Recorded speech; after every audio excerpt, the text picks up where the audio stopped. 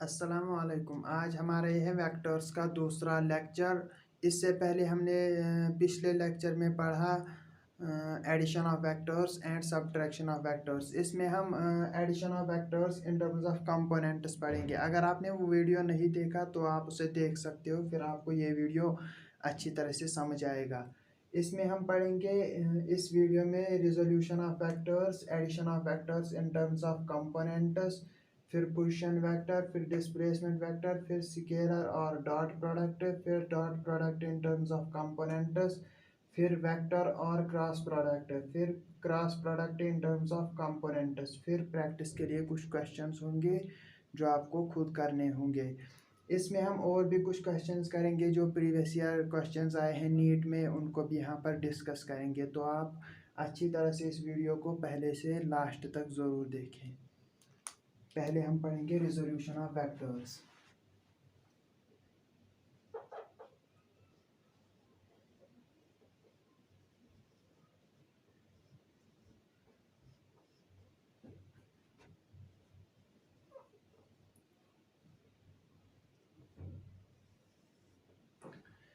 Vectors को हम यहाँ पर रिजॉल्व करते हैं। पहले हम टू डायमेंशंस में देखेंगे, फिर थ्री डायमेंशंस में देखेंगे। पहले टू डायमेंशंस में देखेंगे। अगर हमें वेक्टर को रिजॉल्व करना होगा 2D में, हमारे पास ये एक टू डायमेंशनल प्लेन है, ये एक्स एक्सिस,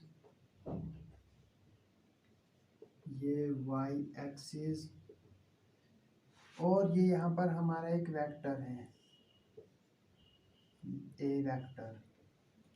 अगर हमें इसको रिजॉल्व करना होगा एक इसका कंपोनेंट जो एक्स एक्सिस के अलोंग होगा, तो हम उस कंपोनेंट को, अगर ये एक्स एक्सिस से थीटा बना रहा है एंगल, तो हम उस कंपोनेंट को जो इस ए वेक्टर का कंपोनेंट एक्स एक्सिस के अलोंग होगा, हम उसको लिखते हैं ए कॉस थीटा, या हम उसको ए का कंपोनेंट, ए वेक्टर का कंपोनेंट एक्स की डायरेक्शन में, यानी कि ए एक्स लिखते हैं बराबर ए कॉस थीटा।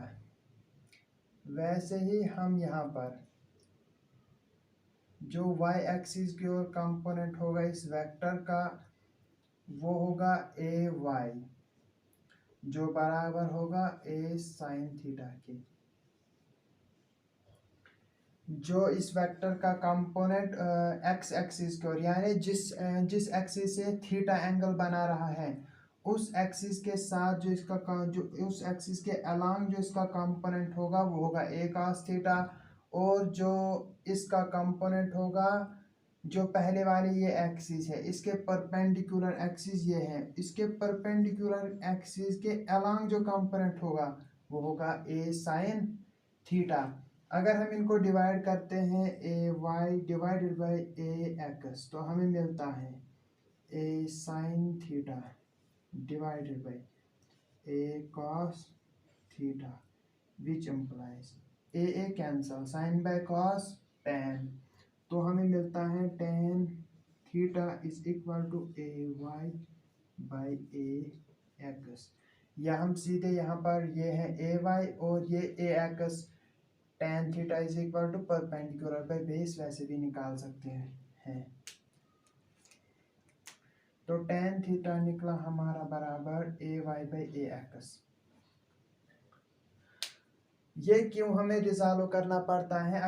अगर हम ए वेक्टर को फोर्स वेक्टर मानेंगे, जो आप फिर न्यूटन्स लॉज में पढ़ेंगे, अगर हम यहाँ पर ए वेक्टर को फोर्स वेक्टर मानेंगे, अगर हम यहाँ की ओर फोर्स अप्लाई करेंगे, तो फोर्स का इफेक्ट जो इस डायरेक्शन में होगा उसको हम रिजॉल्व करके फिर निकाल सकते हैं इस डायरेक्शन में उस फोर्स का इफेक्ट क्या होगा, असर क्या होगा इस डायरेक्शन में, और इस डायरेक्शन में उस फोर्स का जो यहाँ की ओर एक्ट कर रहा है असर क्या होगा वाई डायरेक्शन में, वो ऐसे ही हम निकाल सकते हैं। इसीलिए हम रिजोल्यूशन पढ़ते हैं।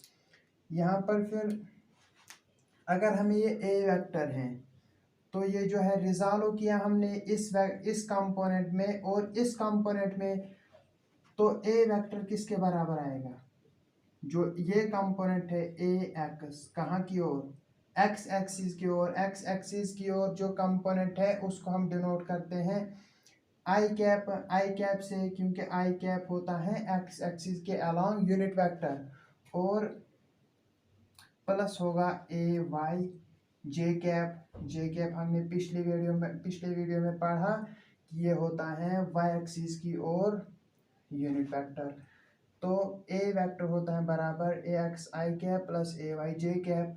ए वेक्टर का अगर हमें मैग्नीट्यूड निकालना होगा तो हम क्या करते हैं, हम जो इसका है ये ए एक्स, इसका स्क्वायर लेते हैं, ए एक्स स्क्वायर प्लस ए वाई स्क्वायर का अंडर रूट, ऐसे हम मैग्नीट्यूड निकालते हैं। जो एक्स एक्सिस की ओर कंपोनेंट होगा ए एक्स और उसका स्क्वायर प्लस जो वाई एक्सिस की ओर कंपोनेंट है ए वाई उसका स्क्वायर, फिर होल, फिर इनका अंडर रूट करते हैं।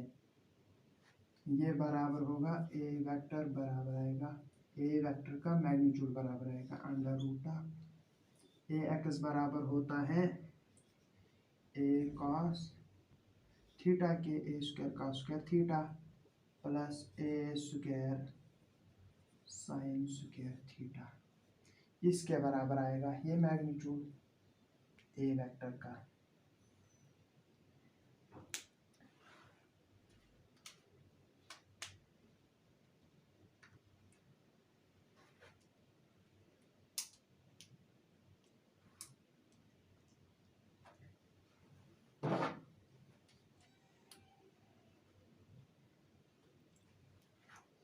इसके बाद हम पढ़ेंगे वेक्टर का रिजोल्यूशन 3 डायमेंशन में।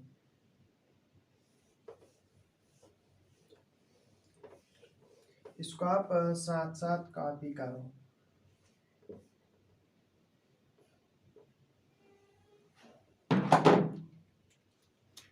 वेक्टर का रिजोल्यूशन 3 डायमेंशन में पढ़ेंगे। अगर हमारे पास वेक्टर होगा एक, तो उसको अगर हमने एक्स एक्सिस में और वाई एक्सिस में और जेड एक्सिस में रिजॉल्व करना होगा। यहाँ पर हमारे पास ये है एक्स एक्सिस,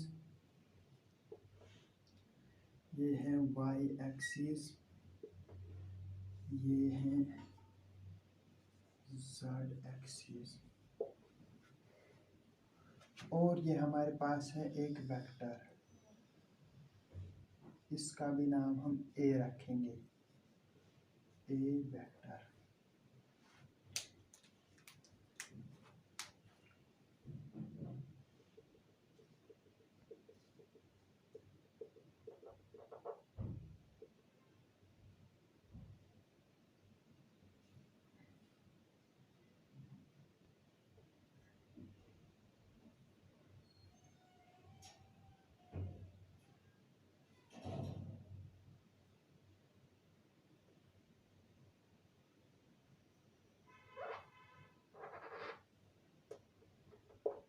ये हम इसलिए करते हैं ताकि हम विजुअलाइज कर सकें।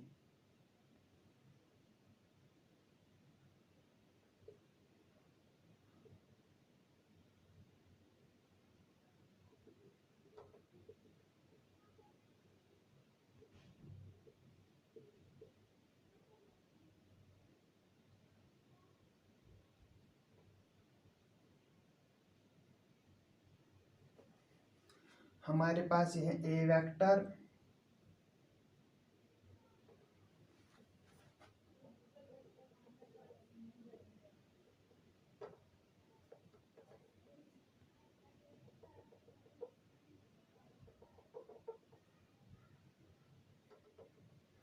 हमारे पास ये है ए वेक्टर, ये एक्स एक्सिस से एंगल बना रहा है अल्फा, वाई एक्सिस से एंगल बना रहा है बीटा, और जेड एक्सिस से एंगल बना रहा है गामा। तो हम निकालेंगे जो ए वेक्टर का कंपोनेंट होगा, इस ए वेक्टर का कंपोनेंट जो एक्स एक्सिस के अलोंग होगा वो ये होगा, ये होगा, इसको कहेंगे हम ए कॉस अल्फा, क्योंकि ये अल्फा उसके बगल में, तो इसको कहेंगे ए कॉस अल्फा। जो ए वेक्टर का कंपोनेंट होगा वाई एक्सिस के अलॉन्ग वो होगा ये, इसको हम कहेंगे ए कॉस बीटा। और जो जेड एक्सिस के अलॉन्ग ये होगा तो इसको हम कहेंगे ए कॉस गामा। हमारे पास जो ए एक्स आया वो आया बराबर ए कॉस अल्फा के, जो ए वाई आया जो ए वेक्टर का वाई एक्सिस की ओर कंपोनेंट वो आया ए वाई, वो आया बराबर हमारा ए कॉस बीटा, क्योंकि जो ए वेक्टर है ये वाई एक्सिस से एंगल बना रहा है अल्फा। तो हमारे पास जो ए वाई आया वो आया ए कॉस बीटा, ए एक्स आया ए कॉस अल्फा, ए वाई आया ए कॉस बीटा, ए जेड आएगा ए कॉस गामा, क्योंकि ए वेक्टर जेड एक्सिस से एंगल बना रहा है गामा, इसीलिए हमारे पास ए जेड आया ए कॉस गामा। जो हमारे पास अल्फा आएगा वो आएगा बराबर, जब एक यहाँ आएगा तो cos inverse a x divided by a, beta आएगा बराबर cos inverse a y divided by a, gamma आएगा बराबर cos inverse a z divided by a. तो हमारे पास जो अल्फा आया वो आया बराबर cos inverse x by a, beta आया बराबर cos inverse a y by a, gamma आया बराबर cos inverse a z divided by a. यहाँ पर भी वैसे ही जो हमारे पास जो ए वेक्टर आएगा, फिर ए वेक्टर वो आएगा बराबर, जो हमने इसको तीन कंपोनेंट्स में जो है रिजॉल्व किया यानी कि डिवाइड किया, तो हमारे पास जो एक्स कंपोनेंट है, वाई कंपोनेंट है और जेड कंपोनेंट है, इनको ऐड करेंगे तो हमें मिलेगा ए वेक्टर। ए वेक्टर किसके बराबर अब आएगा, A X I cap plus A Y J cap plus A Z K cap, जो है हमारे पास आएगा ए वेक्टर आएगा बराबर, जो ए एक्स है वो है ए कॉस अल्फा, तो हम वैल्यू देंगे ए कॉस अल्फा आई कैप प्लस ए कॉस बीटा जे कैप प्लस ए कॉस गामा के कैप। अगर हमें इसका मैग्नीट्यूड निकालना होगा, ए वेक्टर का मैग्नीट्यूड, तो हमें आएगा ए एक्स का होल स्क्वायर प्लस ए वाई का होल स्क्वायर प्लस ए जेड का होल स्क्वायर, इसको हमने अंडर रूट में रखना है। हमारे पास यह है इसका मैग्नीट्यूड। अगर हम ए एक्स को यहाँ पर वैल्यू देंगे ए कॉस अल्फा और ए वाई को ए कॉस बीटा, ए जेड को ए कॉस गामा, तो हमारे पास आएगा ए वेक्टर का मैग्नीट्यूड आएगा बराबर under root of A square cos square alpha plus A square cos square beta plus A square cos square gamma.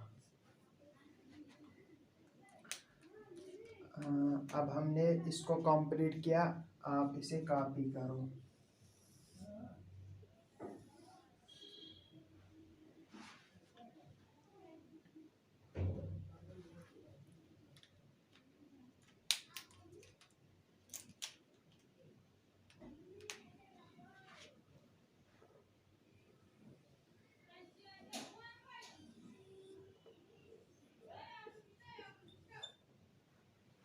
ये आपके पास इम्पॉर्टेंट है, ये कैसे निकालते हैं अगर हमारे पास ए वेक्टर है उसका मैग्नीट्यूड कैसे निकालते हैं, ये आपके पास इम्पोर्टेंट फार्मूला है।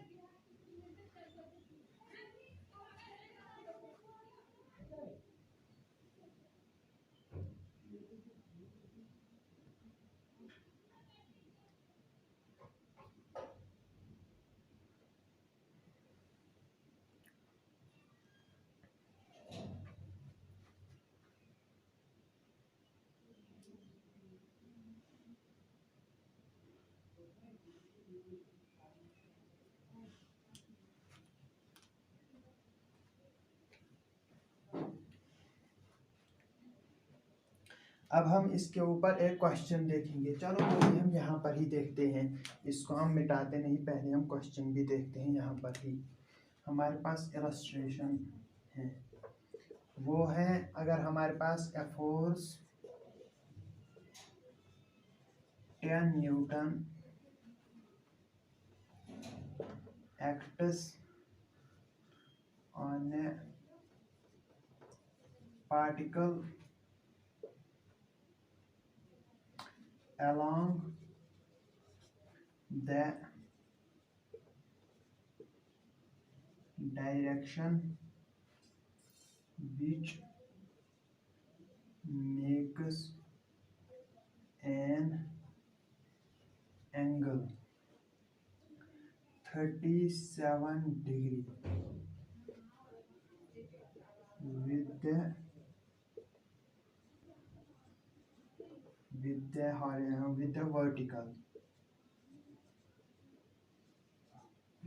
vertical. Find the components of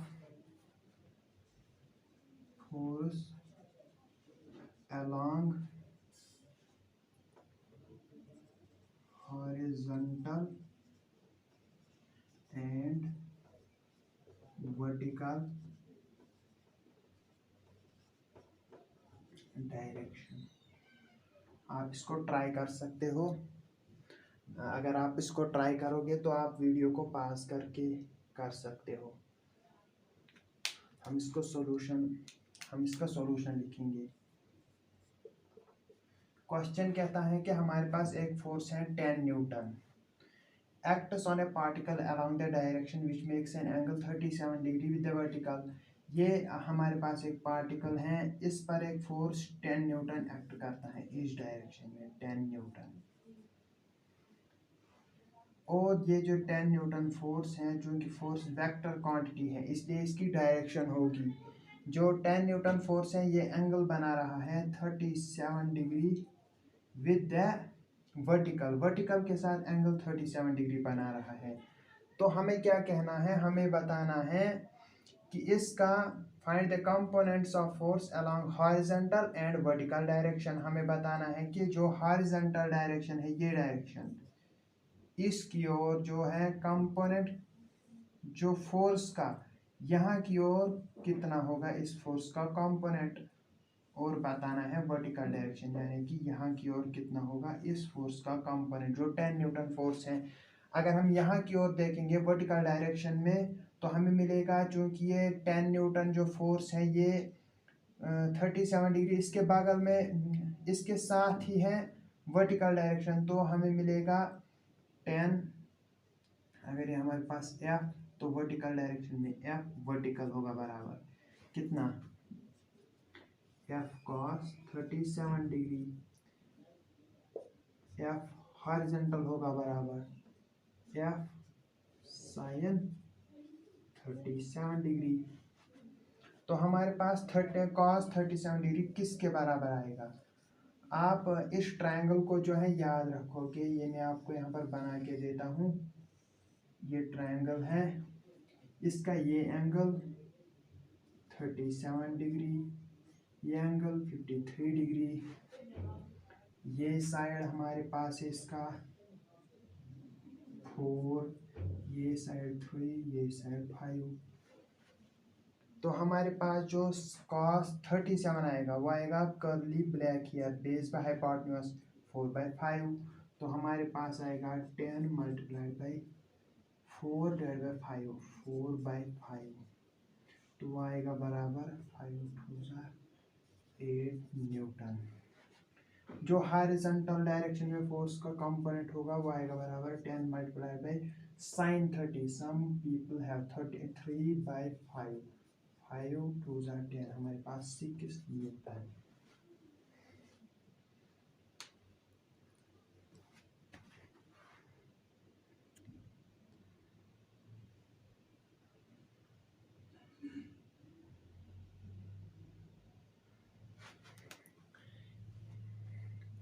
ये है हमारे पास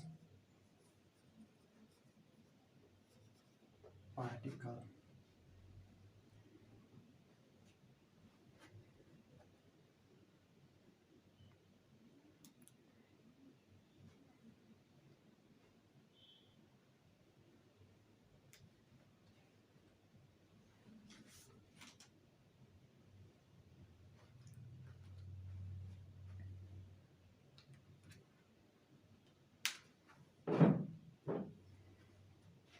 अब हम एक और क्वेश्चन देखेंगे।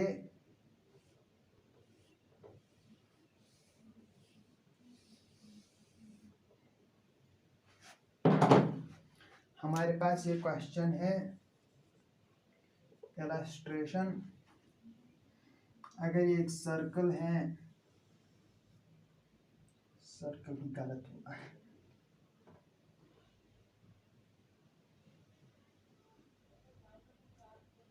अगर एक सर्कल है, ये इसका ऑरिजिन O, ये एक वेक्टर OA, ये दूसरा वेक्टर OB, ये तीसरा वेक्टर हमारे पास OC, और ये एंगल है 45 डिग्री, ये एंगल भी 45 डिग्री। ये जो क्वेश्चन है ये एससी वर्मा का है, एससी का क्वेश्चन है। जो हमारे पास ऑरिजिन है इसके, इस यहाँ पर वेक्टर OA, OB और OC है वेक्टर्स। तो हमें बताना है कि इनका रिजल्टेंट क्या होगा। अगर इस जो है सर्कल, इसका रेडियस है R, तो हमें बताना है find resultant of OA, OB and OC। हमें इनका रिजल्टेंट निकालना है। तो हम क्या करेंगे, हम सॉल्यूशन लिखेंगे। अगर आपको याद होगा, हमने पिछले वीडियो में पढ़ा था कि अगर दो वेक्टर्स होंगे, ये जो वेक्टर्स है ना, ये इक्वल मैग्नीट्यूड के हैं, इनका मैग्नीट्यूड इक्वल है, इसका भी R, उसका भी R, उसका भी R। जो हमारे पास सॉल्यूशन है वो हम जो है इन दो वेक्टर्स का पहले OA और OC का यहाँ की ओर जो है रिजल्टेंट निकलेगा। अगर आपने पिछला वीडियो देखा होगा तो हमने देखा था कि अगर हमारे पास दो वेक्टर्स होंगे जिनका मैग्नीट्यूड सेम होगा तो उनका रिजल्टेंट जो है बीच में से गुजरता है उन वेक्टर्स के बीच जो एंगल है उसको बाइसेक्ट करके गुजरता है। यहाँ जो है वैसा ही केस है, जो OB है वो लग रहा है कि इनका रिजल्टेंट है, वैसा ही इनका रिजल्टेंट होगा सच में। जो OA है और जो OC है इसके अलांग नहीं, इसके OB के अलांग इनका रिजल्टेंट होगा, इतना नहीं होगा, R नहीं होगा बल्कि होगा √2R। जो OA और OC है इनका हम रिजल्टेंट देखेंगे पहले। रिजल्टेंट क्योंकि ये है क्या एडिशन, तो हम वो पहले वाली फार्मूला अप्लाई करेंगे, R =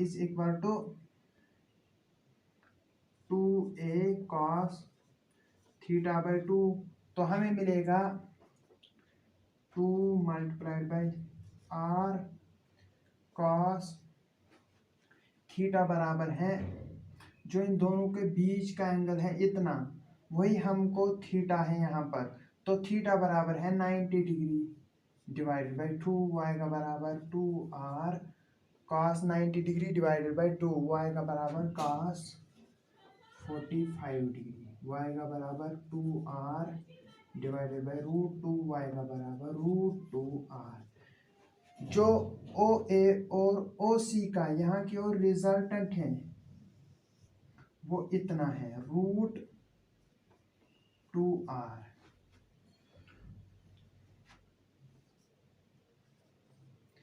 और जो वहां पर खुद है ओ ओ बी, तो रिजल्टेंट क्या होगा, पहले जो इन दोनों का रिजल्टेंट है ओ बी वो है √2 ओ बी, इन दोनों का रिजल्टेंट ओ ए और ओ सी का रिजल्टेंट जो ओ बी के अलोंग है वो है √2r। और जो रिजल्टेंट जो वेक्टर है ऑलरेडी वहां पर ओ बी वेक्टर, तो ये दोनों ऐड होंगे तो हमारे पास जो फाइनल रिजल्टेंट ये है रिजल्टेंट किसका, ओ ए ओ एंड ओ सी का। और जो फाइनल रिजल्टेंट है वो आएगा बराबर जो ये है √2r। और जो वहां पर ऑलरेडी वेक्टर है ओ बी वेक्टर वो इसको ऐड होगा √2r, उसका मैग्नीट्यूड है ओ बी वेक्टर का मैग्नीट्यूड है r। तो हमारे पास आंसर आएगा, अगर हम r को कॉमन लेंगे तो हमारे पास √2 + 1 मल्टीप्लाइड बाई r, ये हमारे पास आंसर आएगा फाइनल रिजल्टेंट का।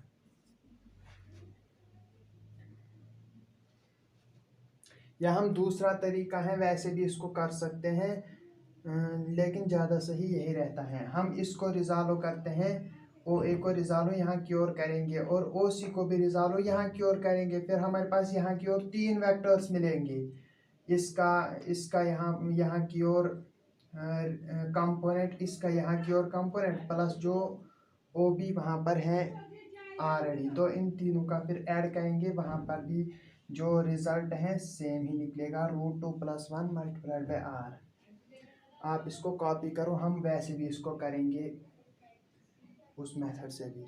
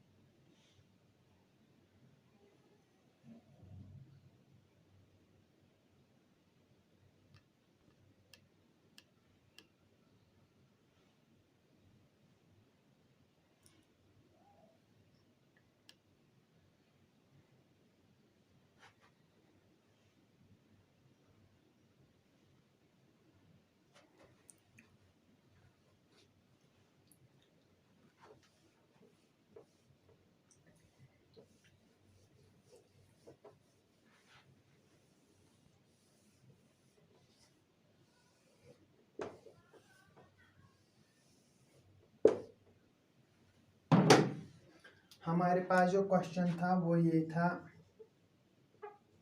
अगर ये एक सर्कल है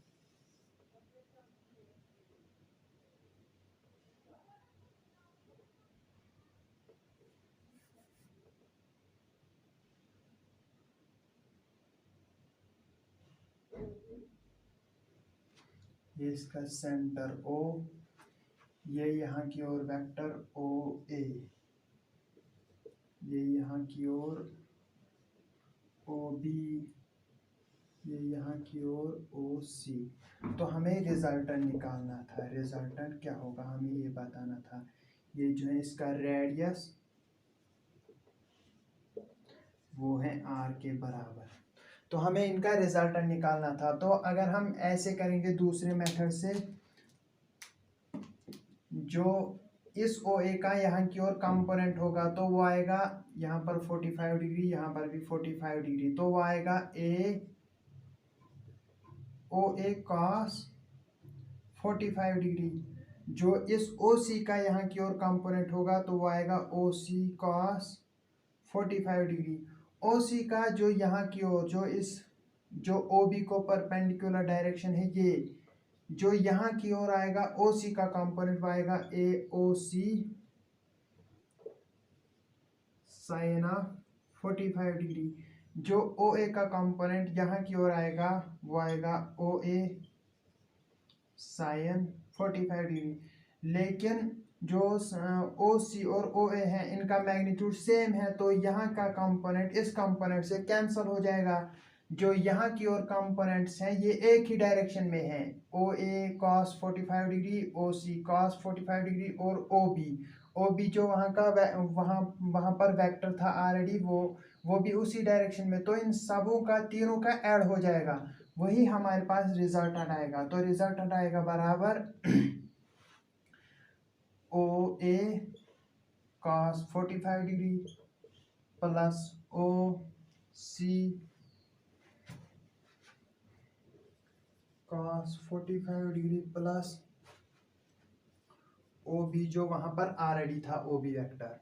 तो ओ ए का, ओ सी का और ओ बी का मैग्नीट्यूड सेम है आर, तो हम यहाँ पर आर वैल्यू देंगे, R cos 45 degree 1/√2 plus O C के बदले R cos 45 degree 1/√2 plus O B के बदले आर। तो हम आर को जहाँ पर जो यहाँ पर है r/√2 प्लस r/√2, यह आएगा बराबर 2r/√2 प्लस आर, यहाँ आएगा बराबर, ऊपर भी √2 से मल्टीप्लाई करेंगे नीचे भी, तो हमारे पास आएगा √2r प्लस आर, वो आएगा बराबर √2 + 1 मल्टीप्लाइड बाई आर। तो यहाँ पर हमें रिजल्ट आया, जो पहले हमने देखा था रिजल्ट वही सेम आया हमारा रिजल्ट यहाँ पर भी, इस मेथड से भी। आप इसे कॉपी करो।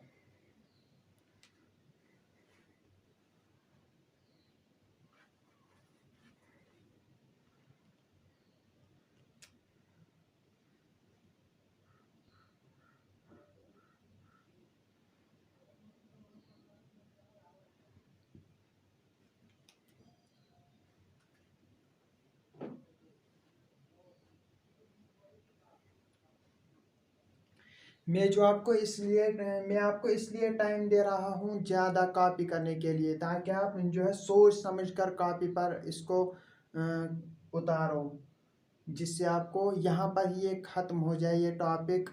फिर आपको जो इसके बाद सिर्फ क्वेश्चंस के लिए टाइम बचे, ज़्यादा आपको इसको फिर घर पर ज़्यादा और टाइम देने की ज़रूरत ना पड़े, इसलिए मैं ज़्यादा टाइम यहाँ पर तुम्हें देता हूँ कॉपी करने के लिए।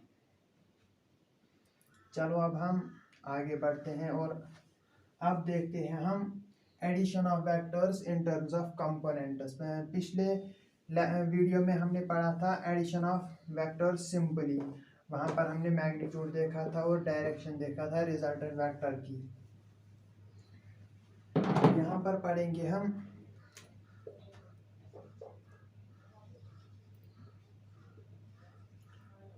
Addition of vectors in terms of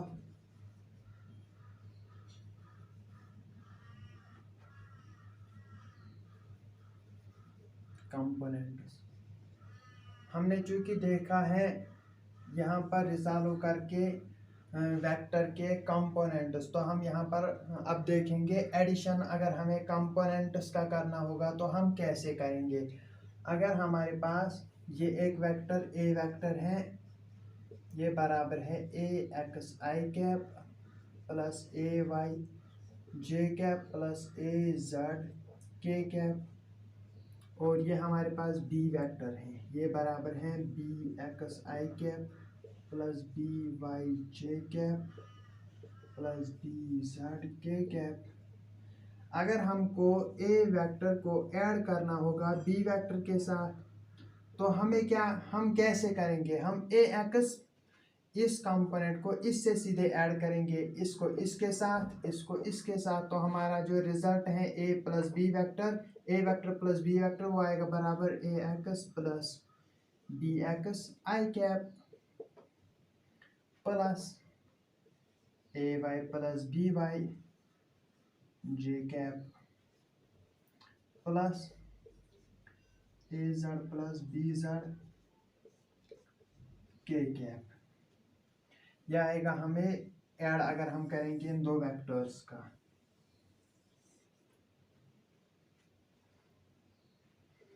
अगर हम इन दो वेक्टर्स का ऐड करेंगे और हमें अब इनका मैग्नीट्यूड निकालना होगा, ए प्लस बी वेक्टर का हमें मैग्नीट्यूड निकालना होगा, तो हम जो है आई के साथ जो एक्स कंपोनेंट है उसका स्क्वायर करेंगे, ए एक्स प्लस बी एक्स का होल स्क्वायर, ये सब हम अंडर रूट में रखते हैं, प्लस ए वाई प्लस बी वाई का होल स्क्वायर प्लस ए जेड प्लस बी जेड का होल स्क्वायर।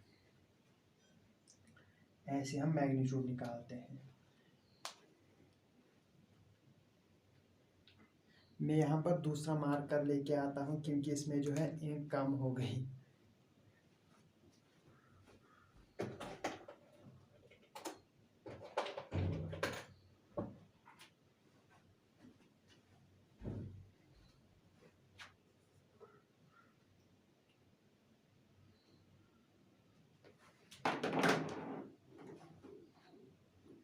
जो ये है ये भी हमारा कंप्लीट हुआ। अब हम पढ़ेंगे पोजीशन वेक्टर।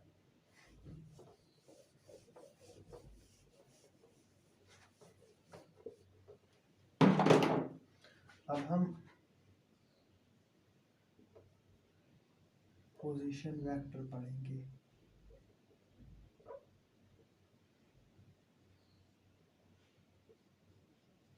ये इम्पॉर्टेंट है। हमें जो पोजीशन वेक्टर है, अगर हमारे पास ये पी पॉइंट है, पी पॉइंट, और इसके कोऑर्डिनेट्स हमें दिए गए हैं ए कामा बी कामा सी, यानी कि जो एक्स एक्सिस की ओर इसका कोऑर्डिनेट है वो है ए, वाई एक्सिस की ओर बी, जेड एक्सिस का कोऑर्डिनेट है सी।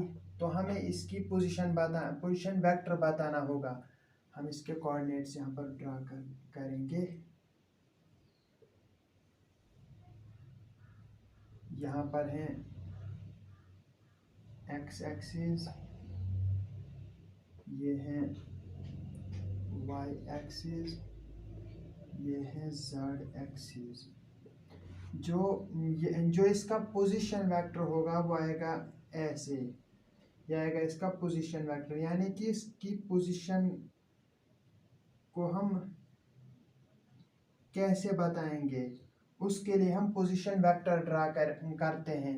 जो पोजीशन वेक्टर है इसको हम रिप्रेजेंट करेंगे, डिनोट करेंगे आर वेक्टर से। हमारे पास अब जो आर वेक्टर आएगा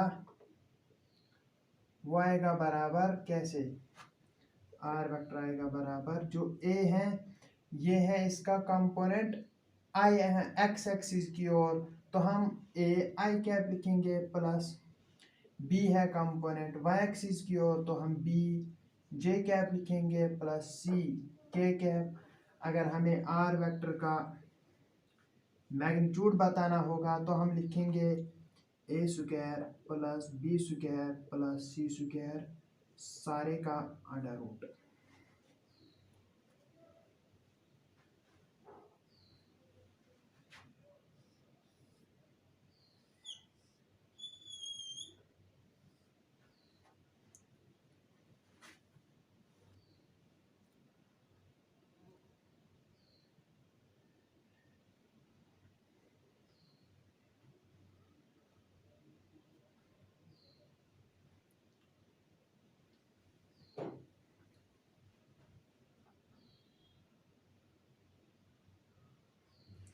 हमारा जो है पोजीशन वेक्टर भी कंप्लीट हुआ। इसके बाद हम देखते हैं डिस्प्लेसमेंट वेक्टर।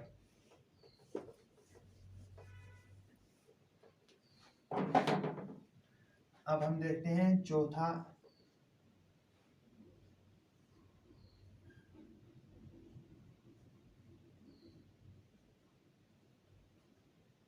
Displacement vector.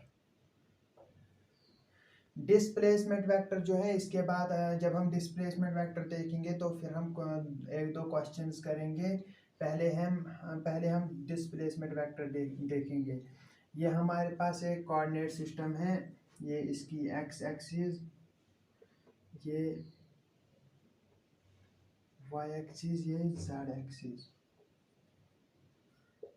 अगर हमारे पास यहाँ पर दो पॉइंट्स हैं, पॉइंट ए, इसके कोऑर्डिनेट्स हैं A1 कामा B1 कामा C1, और दूसरा पॉइंट है पॉइंट बी, उसके कोऑर्डिनेट्स हैं A2 कामा B2 कामा C2।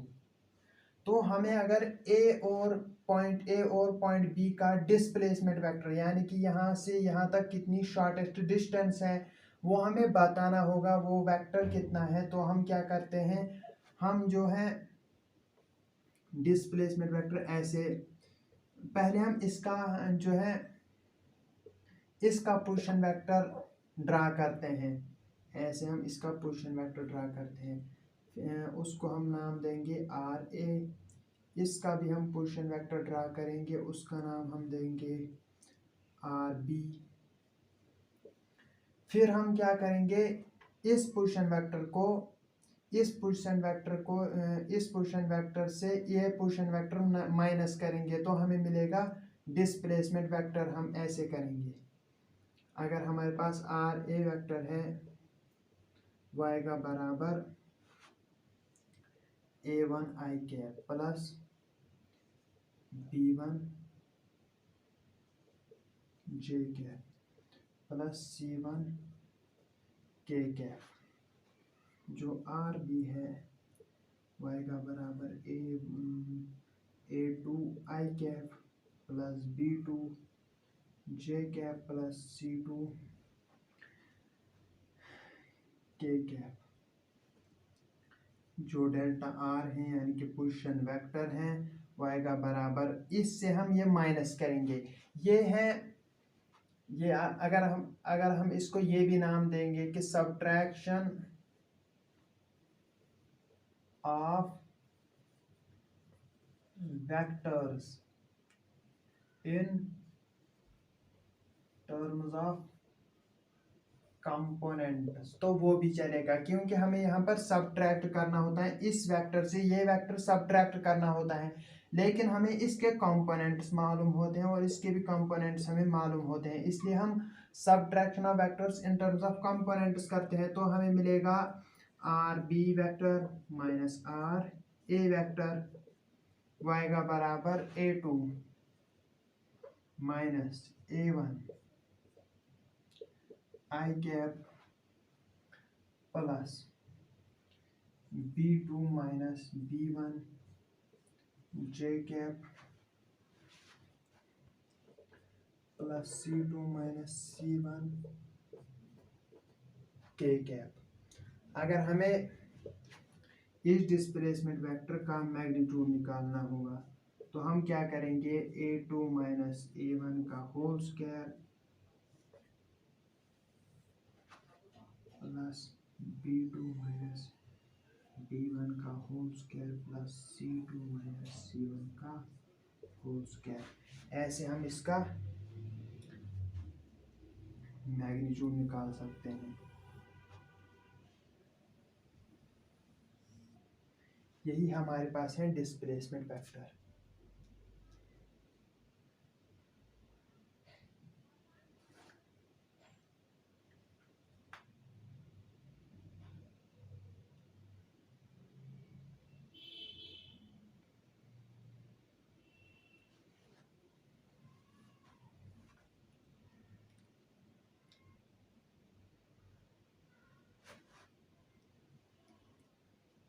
जो यहाँ पर है, यहाँ पर है हमारा डेल्टा R बराबर RB माइनस RA।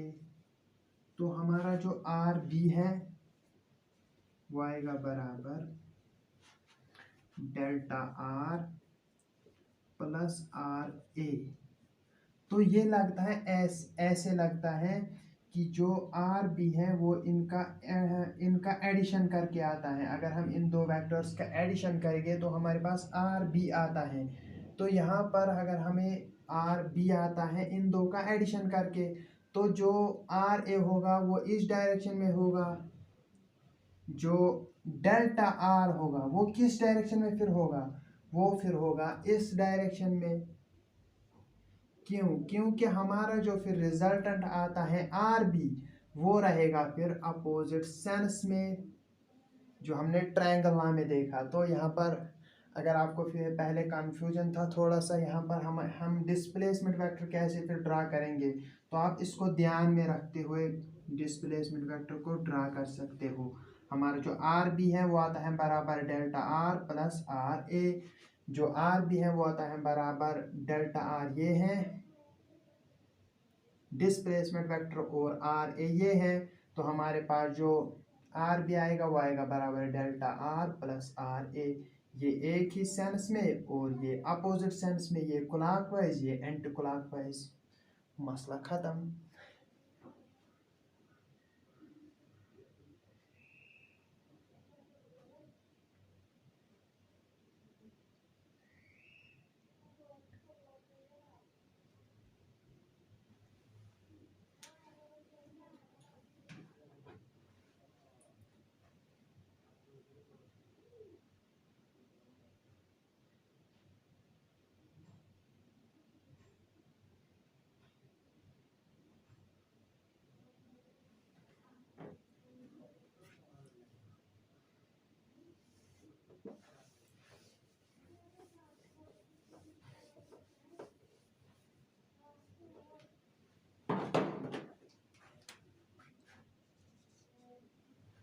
अब हम एक इलस्ट्रेशन देखेंगे जो आपको इलेक्ट्रोस्टैटिक्स में जो क्वेश्चंस हैं उनको करने में आसानी होगी अगर आप इस क्वेश्चन को ध्यान से करोगे।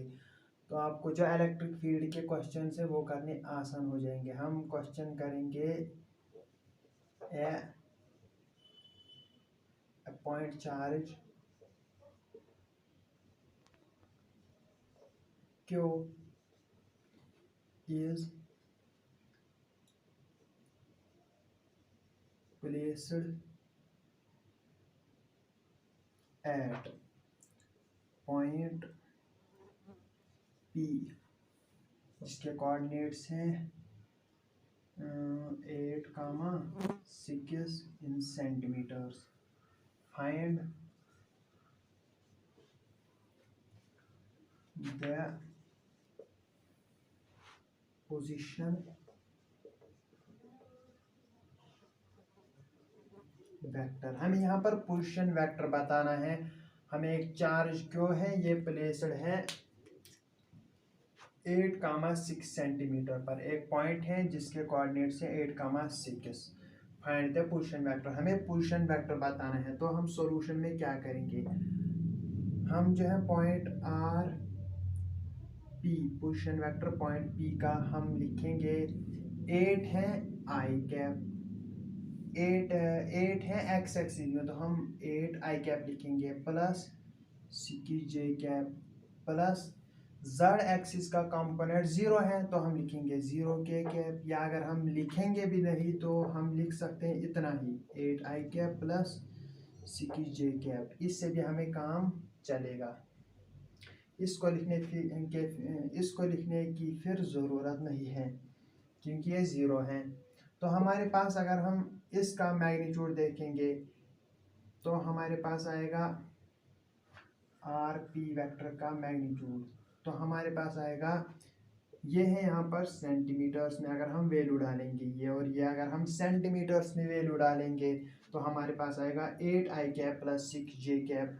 तो आर पी आएगा हमारे पास, आर पी का मैग्नीट्यूड आएगा हमारे पास 8 under root of 8 square plus 6 square, वो आएगा बराबर अंडर रूट ऑफ 8 8 आर 64 प्लस 6 6 आर 36 आएगा बराबर अंडर रूट ऑफ 100, आएगा बराबर 10 सेंटीमीटर की। अगर हमें इसको मीटर में कन्वर्ट करना होगा तो हम लिखेंगे 10 डिवाइडेड बाय 100 मीटर्स, आएगा बराबर 0.1 मीटर्स। ये इसका मैग्नीट्यूड है। अगर हमें यहाँ पर जो है आर पी बताना होगा, लेकिन यहाँ पर सेंटीमीटर्स में नहीं बल्कि मीटर्स में हमें आर पी वेक्टर बताना होगा, तो हम क्या करेंगे, हम इसको भी डिवाइड बाय 100, इसको भी डिवाइड बाय 100, तो हमारे पास आएगा 0.08 i cap plus 0.06 j cap. लेकिन वैल्यूज किस में, मीटर्स में। ये आपको ये जो है vectors r vector r p vector, ये आपको इस फार्मूले में अप्लाई होते हैं, इस फार्मूले में यहाँ पर काम आते हैं। इलेक्ट्रिक फील्ड होता है बराबर 1/4 Q1 Q2 divided by r का magnitude Q multiply by r vector. याद हैं इसमें काम जो ये है इलेक्ट्रिक फील्ड की फार्मूला। इसमें आपको ये काम आता है अगर आपको एक पॉइंट दिया गया होगा, उस पर चार्ज क्यों रखा गया होगा, तो हमें फिर आर वेक्टर, ये है मैग्नीट्यूड, यहाँ पर ये जो है ये है, यहाँ पर इसका वैल्यू डालना होगा। जो आर पी वेक्टर है ये है, यहाँ पर इसका ये यहाँ पर डालना होगा। तो फिर आपको अगर वहाँ पर Q1 और Q2 का वैल्यू दिया गया होगा, आप इसको पढ़ोगे अच्छी तरह से इलेक्ट्रोस्टैटिक्स में, तो आपको फिर ई वेक्टर मिलता है। हम भी इसको डिस्कस करेंगे जब हम इलेक्ट्रोस्टैटिक्स पढ़ेंगे। अब के लिए इतना ही आपके लिए काफ़ी है कि आप इतना सीखो कि आर पी वेक्टर कैसे निकालते हैं और आर पी वेक्टर का मैग्नीट्यूड कैसे निकालते हैं।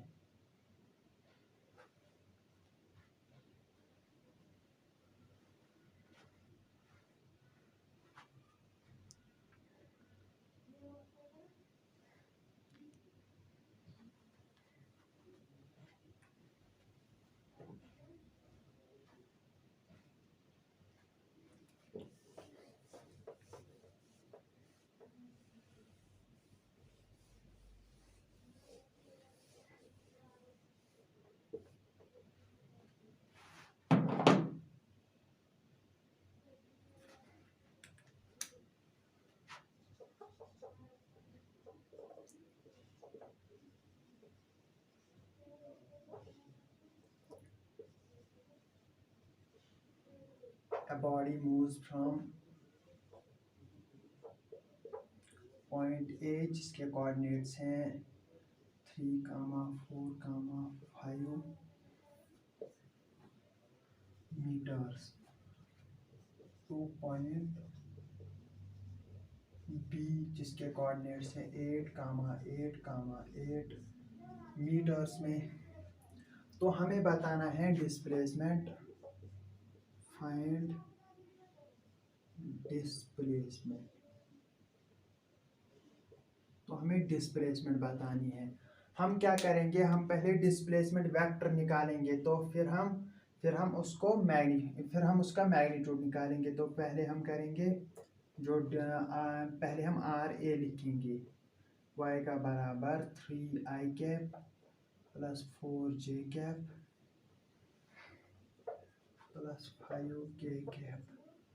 जो आर बी है y का बराबर 8i cap plus 8j cap plus 8k cap. तो हमारे पास डेल्टा आर आएगा बराबर r b minus r a, y का बराबर 8 माइनस 3, वाई का बराबर 5i cap plus 4j cap plus 8 minus 5 3k cap.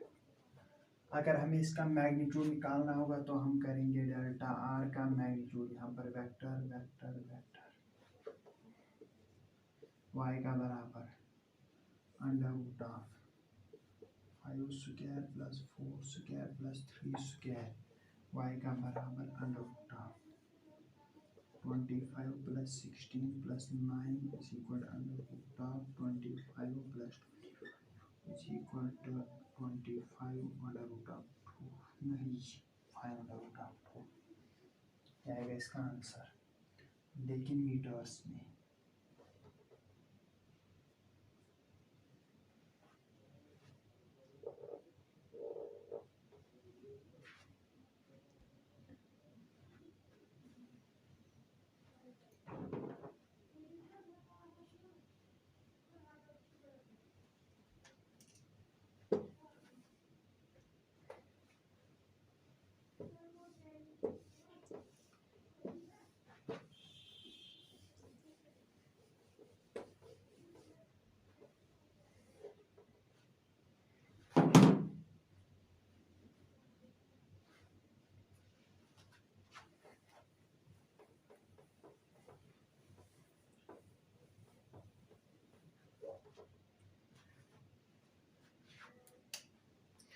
अब हमें पढ़ना है स्केलर और dot product. Fifth,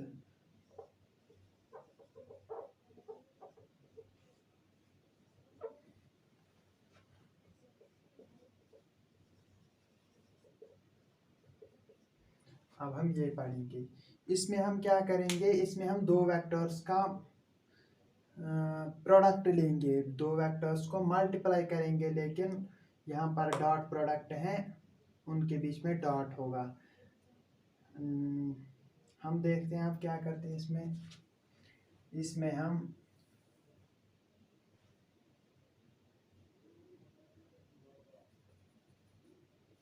multiplication of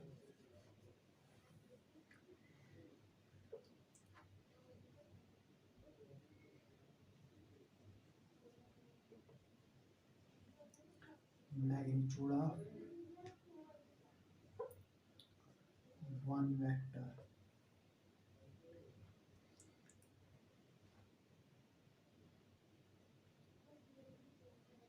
with the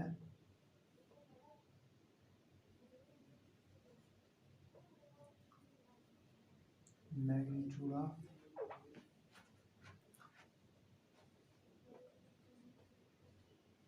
component of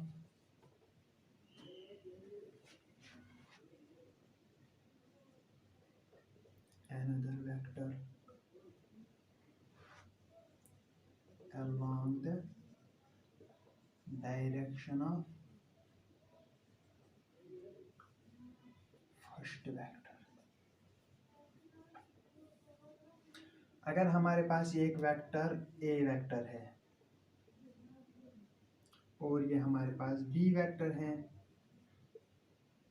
ये इनके बीच का एंगल थीटा, तो अगर हमें डॉट प्रोडक्ट करना है इस और इसका, इसको मल्टीप्लाई करना है, हम क्या करते हैं यहाँ पर इसका कंपोनेंट देखते हैं। बी के अलॉन्ग आएगा ए कॉस थीटा, तो हम डॉट प्रोडक्ट यहाँ पर ए डॉट बी लिखेंगे, a cos theta multiply by b. अगर हम ऐसे करेंगे, अगर ये हमारे पास ए वेक्टर, ये हमारे पास बी वेक्टर, तो हम जो है बी वेक्टर का जो यहाँ की ओर कंपोनेंट होगा वो आएगा बी कॉस थीटा, अगर ये एंगल है थीटा, तो हम क्या करेंगे, हम देखेंगे यहाँ पर जो है ए डॉट बी आएगा बराबर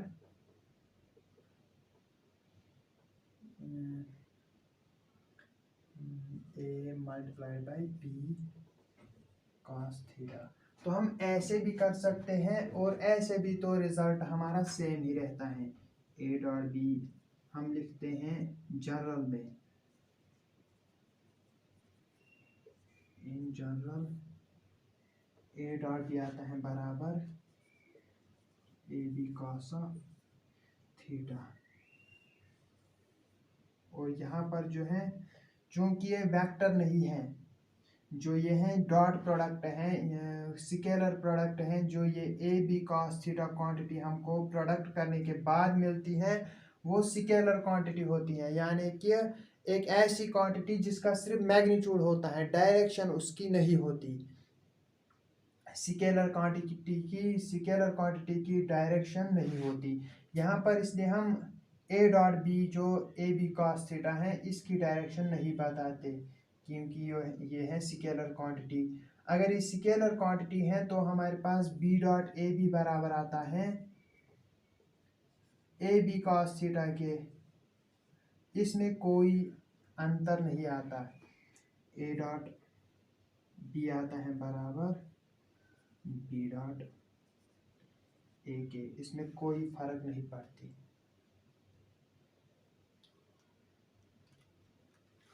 हमारे पास यहाँ पर स्पेशल केसेस हैं। अगर हमें थीटा आएगा बराबर, पहला केस थीटा बराबर है 0 डिग्री के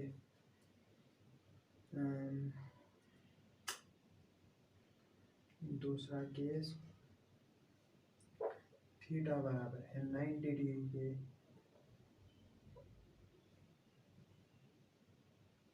तीसरा केस थीटा बराबर है 180 डिग्री के।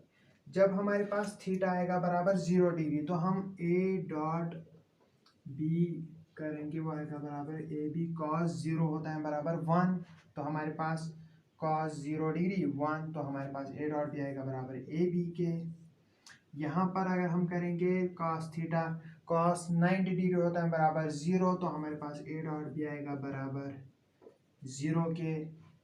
यहाँ पर अगर हम करेंगे तो cos 180 आएगा बराबर, अगर आपने ये ग्राफ पढ़ा होगा, यहाँ पर cos 180 आता है बराबर -1 की, तो यहाँ पर ए डॉट बी आएगा बराबर -AB की। ये जो है मैक्सिमम वैल्यू है डॉट प्रोडक्ट का, यहाँ पर इसका 180 पे मिनिमम वैल्यू आता है। अगर हम इसकी एग्जांपल देखेंगे वो ये है कि अगर हम i को i के साथ मल्टीप्लाई करेंगे, यानी कि i कैप को i कैप के साथ डॉट प्रोडक्ट करेंगे, तो हमें क्या मिलेगा, हमें मिलेगा 1। क्यों?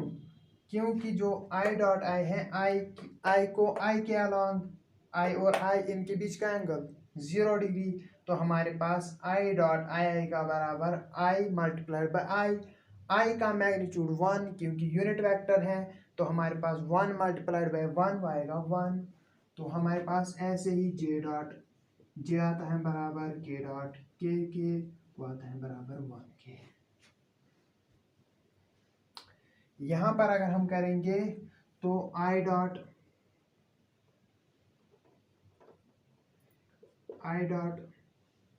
j आएगा बराबर, क्योंकि i और j के बीच का एंगल 90, तो i डॉट j आएगा बराबर 0, j डॉट के आएगा बराबर 0,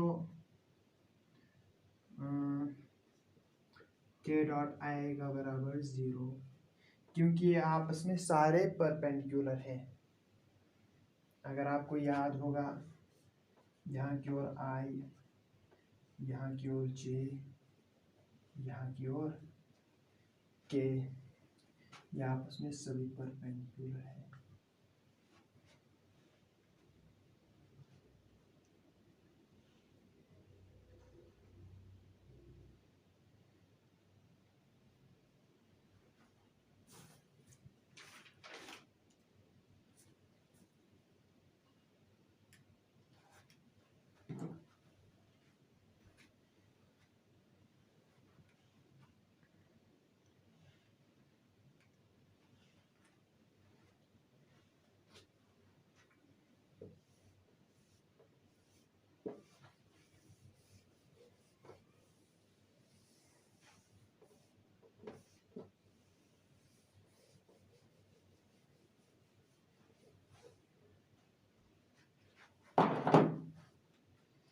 अब हमने कंप्लीट यहाँ तक किया, अब हमें करना है dot product in terms of components. अगर हमको कंपोनेंट्स मालूम होंगे तो हम कैसे डॉट प्रोडक्ट करेंगे, तो हमारे पास 6th टॉपिक है डॉट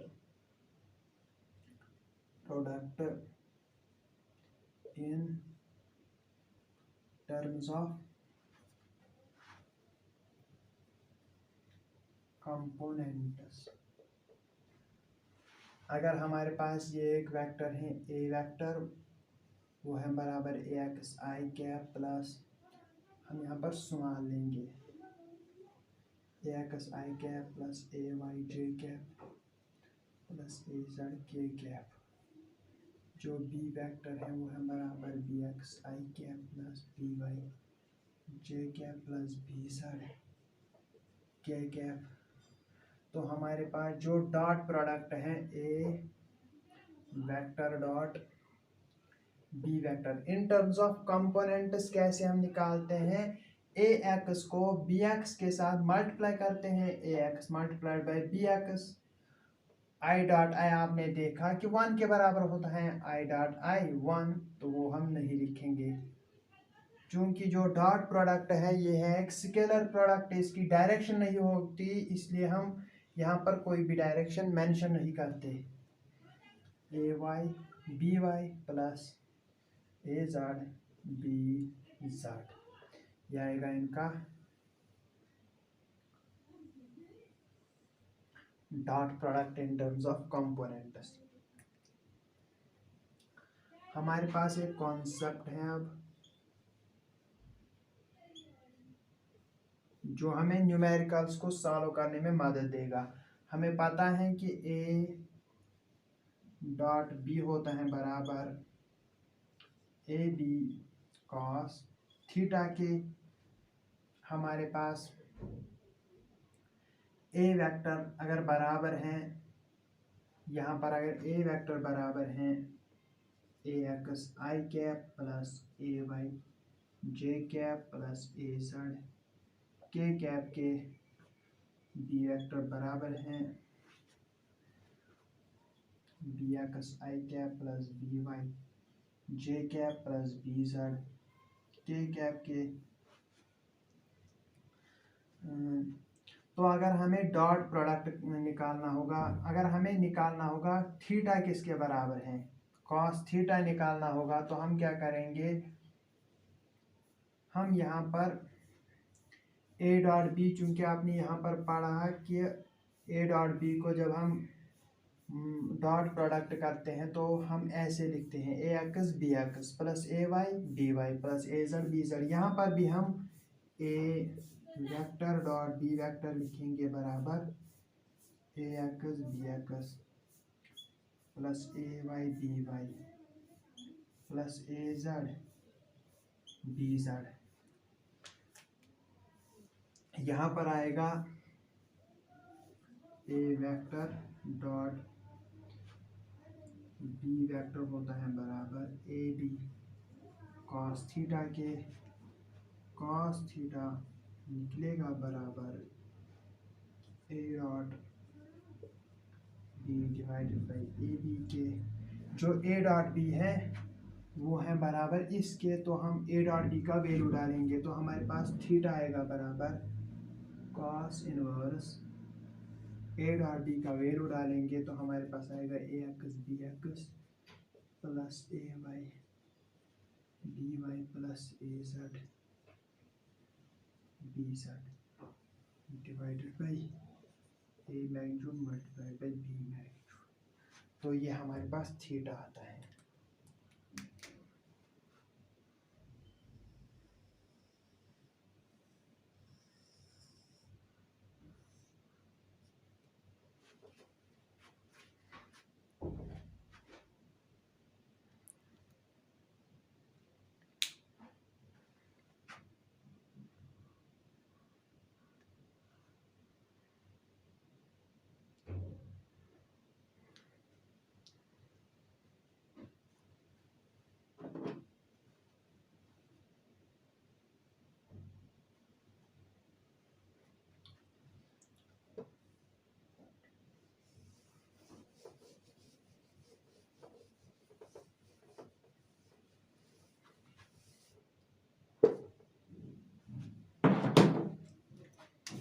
अब हम एक इलस्ट्रेशन देखते हैं।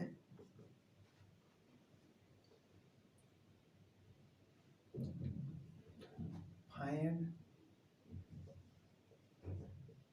Angle between the following two vectors.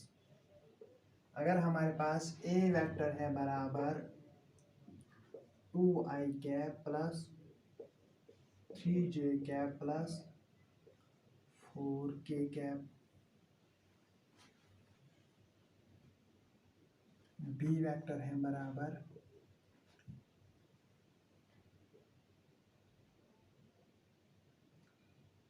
4i cap plus 3j cap plus 2k cap. तो हमें निकालना है इनके बीच का एंगल क्या होगा। तो हम क्या करेंगे, हम पहले जो हमने फार्मूला है हम सीधे उसको अप्लाई कर सकते हैं। थीटा आएगा बराबर कॉस इनवर्स, क्या हमारे पास यहाँ पर 4 2 8 प्लस 3 3 9 प्लस 4 2 8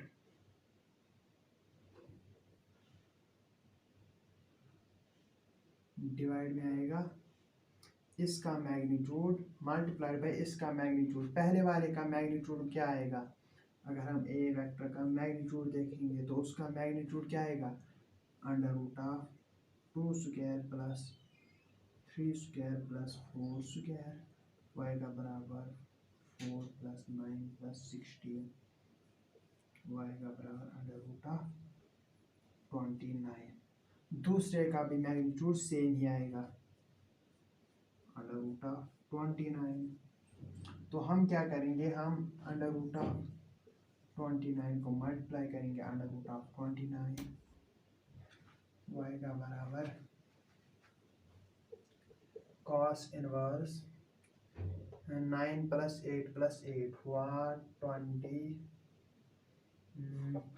डिवाइडेड बाई इसका रूट फिर कैंसिल हो जाएगा 29। तो हमारे पास थीटा आएगा बराबर कॉस इनवर्स 25 डिवाइडेड बाई 29।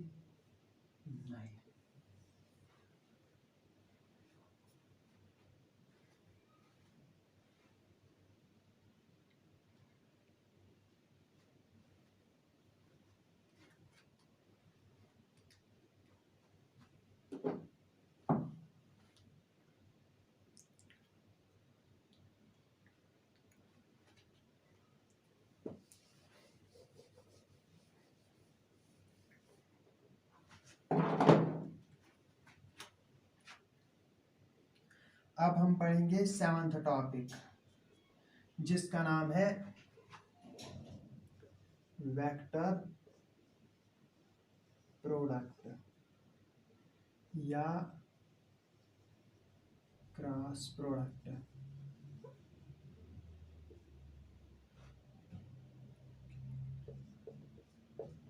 जब हम यहाँ पर दो वेक्टर्स का क्रॉस करते हैं तो हमें जो फिर वहाँ पर आंसर आता है ए बी साइन थीटा, तो उसकी जो है डायरेक्शन भी होती है, ए क्रॉस बी की डायरेक्शन होती है, इसलिए उसकी डायरेक्शन होती है, इसलिए उसको कहते हैं वेक्टर प्रोडक्ट। क्योंकि मैग्नीट्यूड भी है डायरेक्शन भी है तो वेक्टर प्रोडक्ट कहेंगे।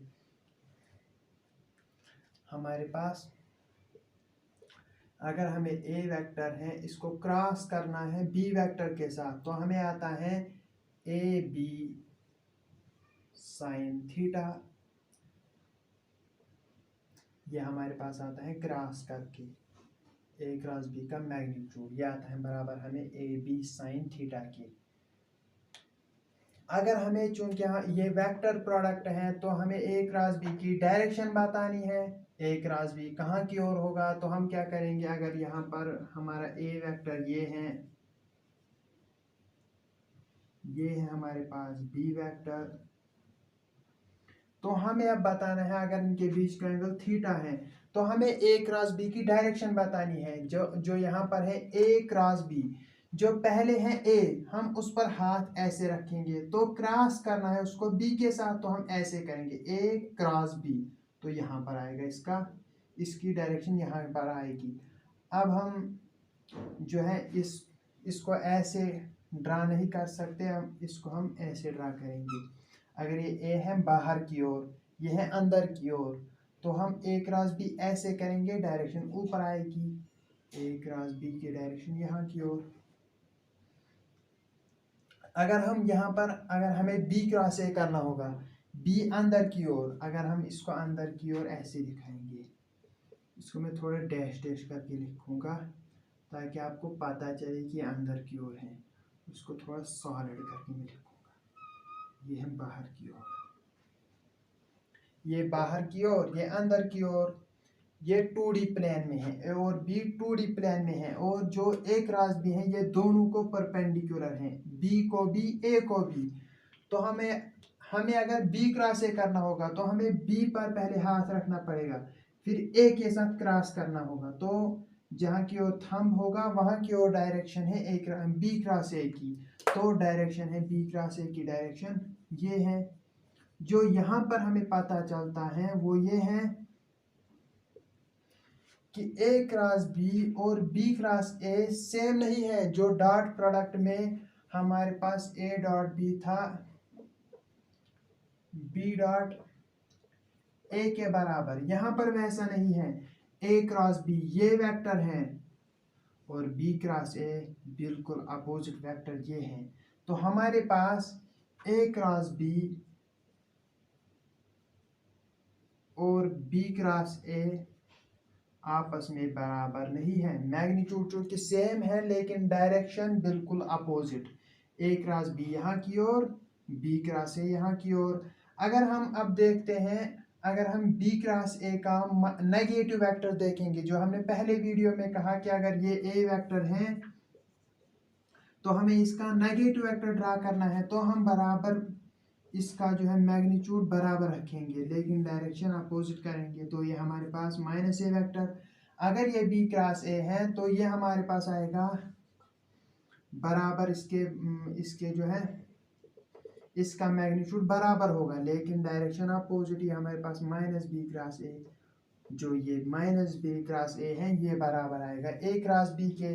तो हमारे पास ये सही नहीं है, बल्कि सही क्या है, ये है सही। हमारे पास सही जो है वो ये है, ए क्रॉस बी है माइनस बी क्रॉस ए के बराबर,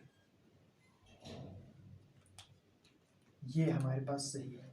ये भी सही जो हमने इससे पहले पढ़ा, और ये भी सही, ये भी सही है क्योंकि यहाँ पर नॉट इक्वल टू लिखा है, ये भी सही है।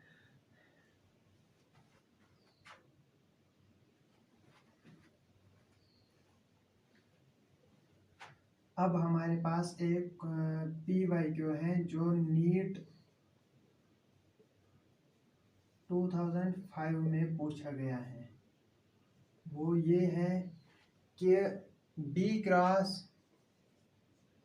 ए dot A is equal to, जो B cross A dot A है ये किसके बराबर होता है। हमें ये क्वेश्चन है नीट 2005 का, ये इम्पोर्टेंट है क्योंकि नीट में जो क्वेश्चंस है रिपीट होते हैं, ये फिर से आ सकता है, कुछ थोड़ी सी चेंज करके पूछा जा सकता है। तो हमें क्या दिया गया है ये, तो हम सॉल्यूशन लिखेंगे। जो यहाँ पर हमने देखा कि बी क्रॉस ए जो होता है, जो हमारे पास बी क्रॉस ए होता है ये खुद में एक वेक्टर होता है। ये वेक्टर जो ए है ये एक वेक्टर, बी एक वेक्टर, जो बी क्रॉस ए ये खुद में एक वेक्टर ही होता है। तो हम बी क्रॉस ए को एक अलग वेक्टर मानेंगे, तो हम simply b cross A dot a लिखेंगे बराबर बी क्रॉस ए का मैग्नीट्यूड मल्टीप्लाइड बाई ए का magnitude multiplied by cos of theta. जो बी क्रॉस ए और ए के बीच का एंगल है वो थीटा है। तो हम अब देखेंगे कि थीटा किसके बराबर है। जो बी क्रॉस ए और ए के बीच का एंगल, बी क्रॉस ए ये है और ए ये है, ये बी क्रॉस ए, तो इनके बीच का एंगल 90 डिग्री, क्योंकि जो ए बी और बी क्रॉस ए है आपस में परपेंडिकुलर हो। जो बी और बी क्रॉस ए हैं ये दो आपस में परपेंडिकुलर, जो ए और बी क्रॉस ए हैं ये दो आपस में परपेंडिकुलर। तो हमारे पास जो एंगल है ए और बी क्रॉस ए के बीच का वो आएगा बराबर 90 डिग्री। तो हमारे पास आएगा बी क्रॉस ए का magnitude multiplied by A multiplied by cos 90 होता है 0 के बराबर। तो हमारे पास आंसर आएगा 0। B cross A dot a आएगा बराबर 0 के। अगर हम थोड़ी सी इसमें चेंज लाएंगे, अगर हम बी जो ये है ये आपके नीट में पूछा गया था, अगर हम यहाँ ए के बदले बी भी लिखेंगे तो भी आंसर सेम ही आएगा, बी क्रॉस ए डॉट बी, तो भी 0 ही आंसर आएगा, क्योंकि जो बी क्रॉस ए है उसके और बी के बीच का एंगल भी 90 है, तो cos 90 फिर से 0, फिर से आंसर 0 ही आएगा। अगर हम यहाँ पर थोड़ी सी और भी चेंज ला सकते हैं, अगर हम A cross B dot A cross B dot किसके साथ, बी के साथ करेंगे तो भी answer 0, A cross B dot B answer 0, A cross B dot A तो भी answer 0, A cross B dot A तो भी आंसर 0 ही आएगा, क्योंकि जो ए क्रॉस बी है इसके और ए के बीच का एंगल 90, ये 90 डिग्री, तो हमारे पास cos 90 0, तो ये भी सारी टर्म यहाँ पर 0 बन जाती हैं, तो ये 4 हमारे पास बनते हैं रिजल्ट्स जो कि इम्पॉर्टेंट है।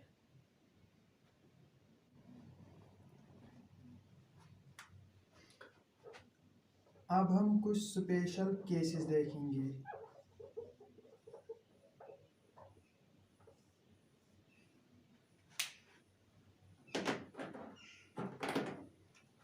ये था हमारे पास ए क्रॉस बी होता है बराबर ए बी साइन थीटा के।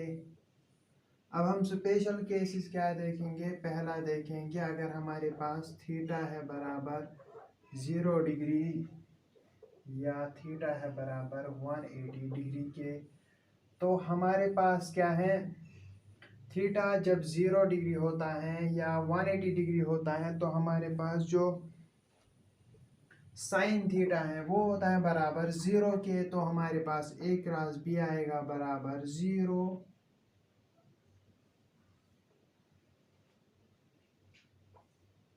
जिससे हमें पता चलता है, इससे हमें पता चलता है कि ए जब बी की डायरेक्शन में होगा, जब ये पैरेलल या एंटी पैरेलल होंगे दो वेक्टर्स, तो उनका क्रॉस प्रोडक्ट 0 होता है।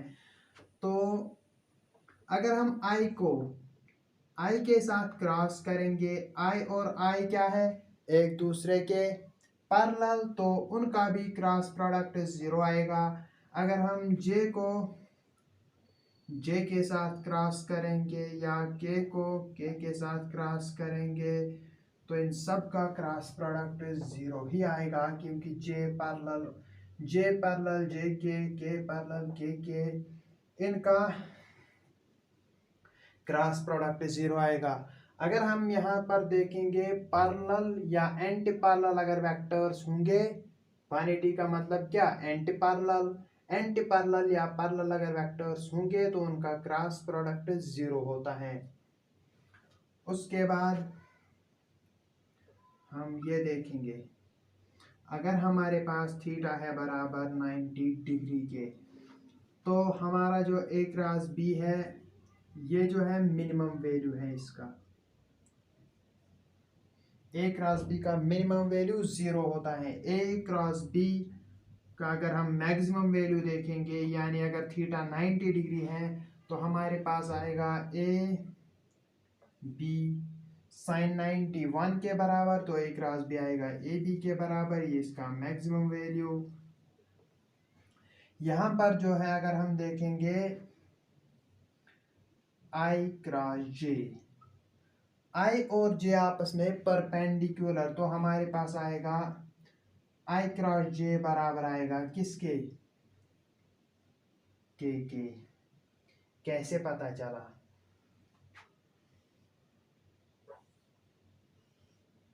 अगर हमारे पास एक कोऑर्डिनेट सिस्टम, ये है आई, ये है जे, ये है के, ये एक्स एक्सिस मान लो, ये वाई एक्सिस, ये जेड एक्सिस, तो यहाँ पर जब हम आई क्रॉस जे करते हैं, आई आई क्रॉस जे, तो हमारा जो थंब है वो बाहर की ओर आता है, यानी कि जेड एक्सिस की ओर आता है, यानी कि के आता है।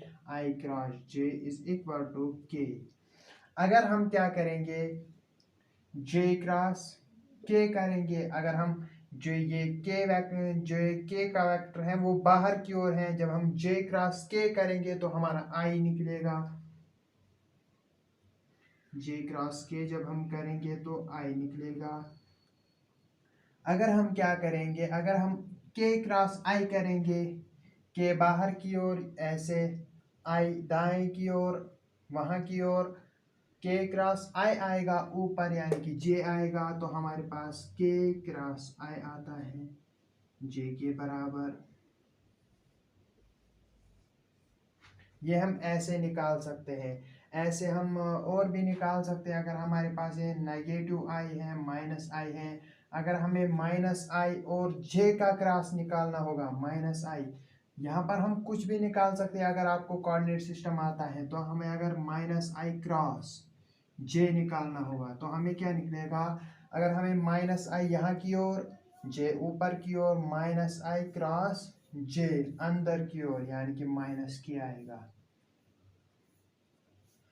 ऐसे आप, अगर आपको क्रॉस करना आता है यहाँ पर, तो आपको कुछ भी यहाँ पर बन सकता है, आपको आएगा।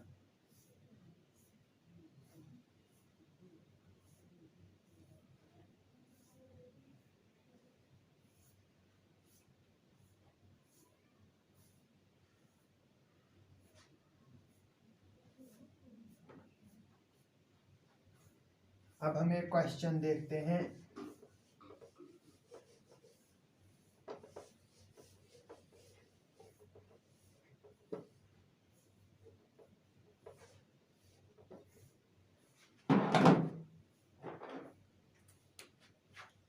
हमारे पास क्वेश्चन है,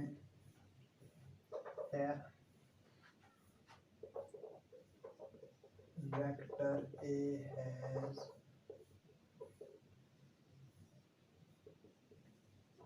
मैग्नीट्यूड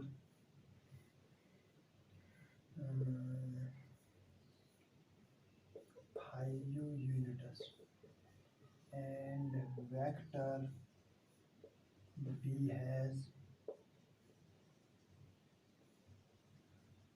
magnitude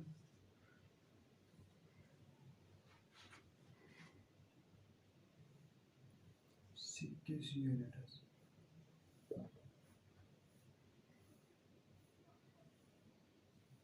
यहाँ पर कामा लिखेंगे।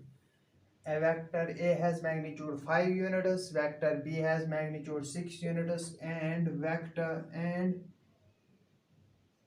A क्रॉस B का मैग्नीट्यूड किसके बराबर, 15 यूनिट्स के। तो फाइंड, हमें निकालना है क्या, find angle between A and B. A और बी के बीच का एंगल हमें बताना है। ये जो है आपको दी गई है, जो आपको दिया गया है वो ये है कि ए का मैग्नीट्यूड 5 यूनिट्स, बी का 6 यूनिट्स, ए क्रॉस बी का 15 यूनिट्स। आप इसको ट्राई कर सकते हो। मैं इसका सॉल्यूशन लिखता हूँ। जो आपको आपको पता है कि ए क्रॉस बी बराबर होता है ए बी साइन थीटा के। ए क्रॉस बी का मैग्नीट्यूड बराबर होता है ए बी साइन थीटा के। तो हमारे पास थीटा बराबर आएगा साइन इनवर्स किसके, A cross B divided by A B. A cross B sine inverse, A cross B किसके बराबर, 15/30।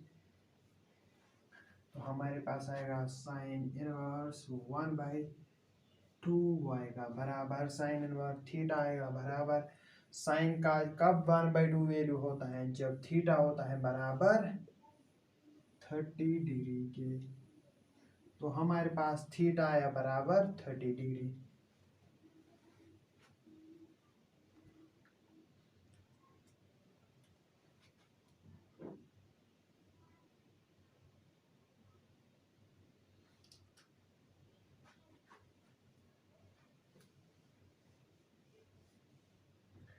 अगर आपको यहाँ पता होगा कि थीटा हम 150 भी बराबर ले सकते हैं, क्योंकि थीटा 30 डिग्री हो या 150 वैल्यू सेम ही होता है, साइन थीटा सेम ही होता है।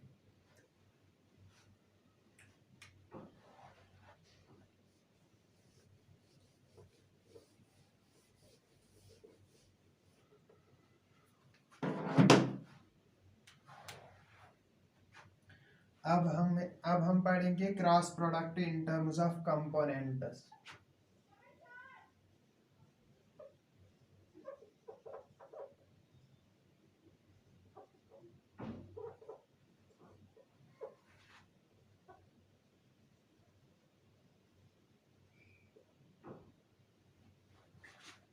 यह है हमारा 8th topic, cross product in terms of components. अगर हमारे पास ए वेक्टर है बराबर ए X I cap plus A Y J cap plus A Z K cap, हम इसको शुमार लिखेंगे ताकि हमें आसानी हो जाए लिखने में।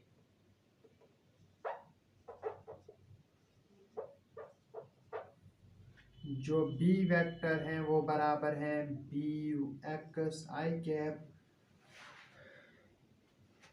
Plus B Y J cap plus B Z K cap. तो अगर हमें क्रॉस प्रोडक्ट निकालना होगा तो हम क्या करेंगे, ए क्रॉस बी बराबर आएगा, ऐसे निकालते हम ऐसे लिखेंगे, यहाँ पर आई लिखेंगे, यहाँ पर ऐसे लिखेंगे, यहाँ पर ऐसे लिखेंगे।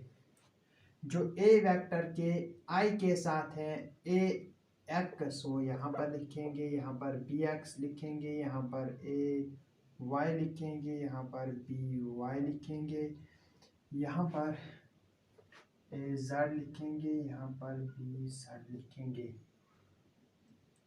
फिर क्या करेंगे, फिर हमें ये बराबर आएगा किसके, हम ऐसे लिखेंगे, हम ऐसे बनाएंगे,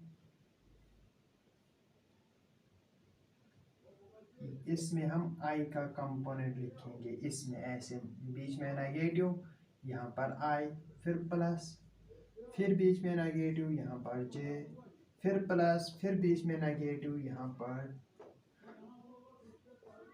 के कैप। यहाँ पर क्या हमें लिखना है, यहाँ पर हमें लिखना है,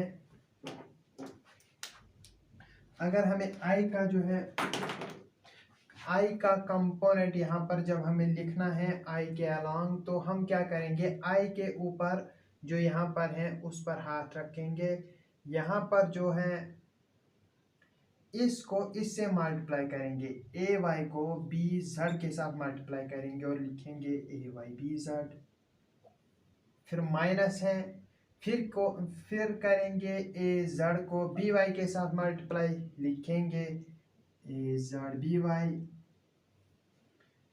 फिर जब हमें जे का कंपोनेंट बताना होगा तो हम जे के ऊपर हाथ रखेंगे, फिर यहाँ पर, लेकिन वहां पर इसको इसके साथ पहले मल्टीप्लाई किया था, अब यहाँ पर क्या करेंगे, यहाँ पर पहले इसको इसके साथ मल्टीप्लाई करेंगे, तो लिखेंगे ए जेड, इसको छुपाएंगे ए जेड बी एक्स।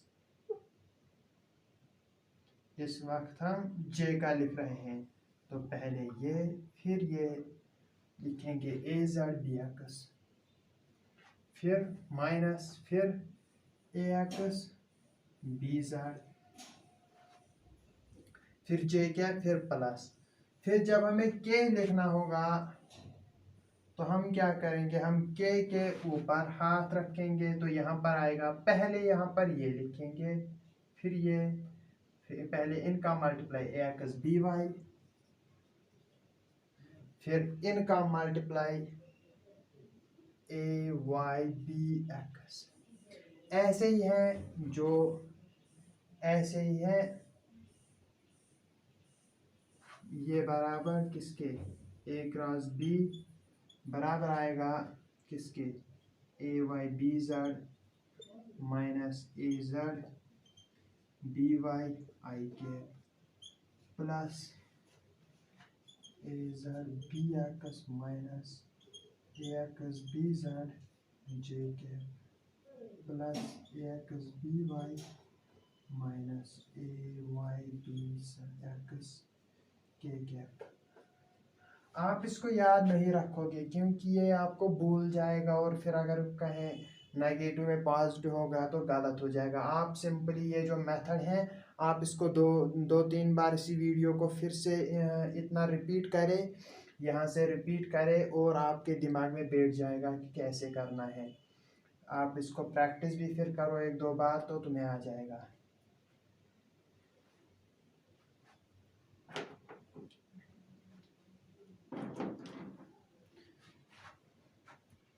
इसके बाद हम एक क्वेश्चन देखेंगे जो कि बहुत इम्पोर्टेंट है।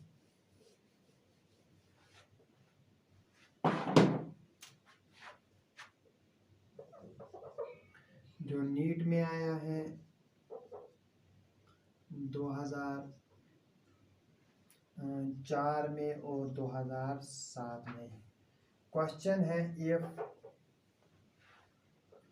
ए क्रॉस बी का magnitude, if a cross b is equal to under root of 3 a dot b, तो हमें बताना है कि फाइंड पहला पार्ट। हम इसको दो पार्ट्स लिखेंगे। पहला पार्ट फाइंड थीटा, हमें थीटा निकालना है। दूसरा पार्ट फाइंड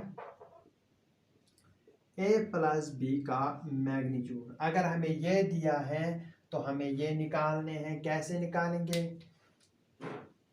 सिंपल है। पहले हम क्या करेंगे, पहले पार्ट में हमें दिया गया है कि थीटा निकालो। हम लिखेंगे ए क्रॉस